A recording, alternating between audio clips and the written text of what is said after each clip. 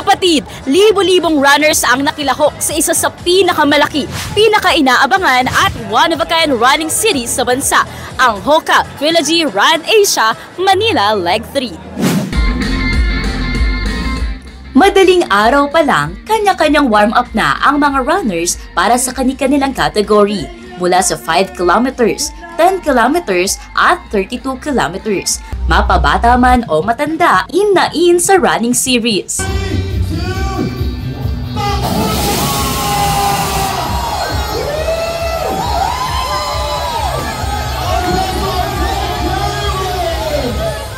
Ang Hoka Trilogy Run Asia ay isang running series sa buong bansa na may layuning maturuan ang mga aspiring runners ng tamang paraan ng pagsabak sa mga running race. Yung objective nitong Hoka Trilogy Run Asia series is basically to help our runners to educate them how to race properly. So progressive siya, progression na nag-start ka sa 16K and then at the end of the year matatapos mo yung 42K.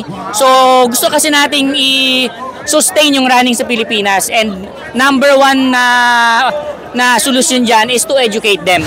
Bawat runner ay may kanya-kanyang goal at gimmick. May ilang nag-costume ng panjama na tila kababangon lang mula sa kama. Actually, na-start ko tong tumakbo ng pajama 2019 pa. Para kasi ang lakas good vibes, good morning ng mga pag nakakasalubong ka ng ganito. So, sinabi ko para makatulong ako sa iba. Yun, so sa simpleng paraan na pagiging good mood, good vibes nila, makatulong ako. May ilan namang tumakbo kasama ang kanilang mga partner. Lagi kayong magkasama, ma'am, sir? Oo, lagi kami magkasama. Simula leg 1. Leg 1 hanggang grand finals. Ang iba naman tumakbo bilang paghahanda sa International Marathon. I am training for a marathon, so I'll be running Berlin Marathon on September. So this is actually my training run, and yun, masaya naman. Pero ang karamihan, goal na mabuo ang iconic medal ng Hoka Trilogy Run Asia na mabubuo lang kung makukumpleto ang 4 na races kada taon.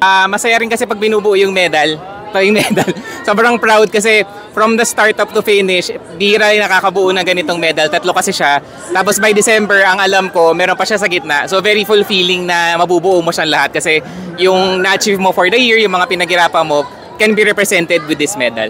Pero para saan nga ba tumatakbo ang ilan nating kapatid? Para sa health! Para sa sarili ko!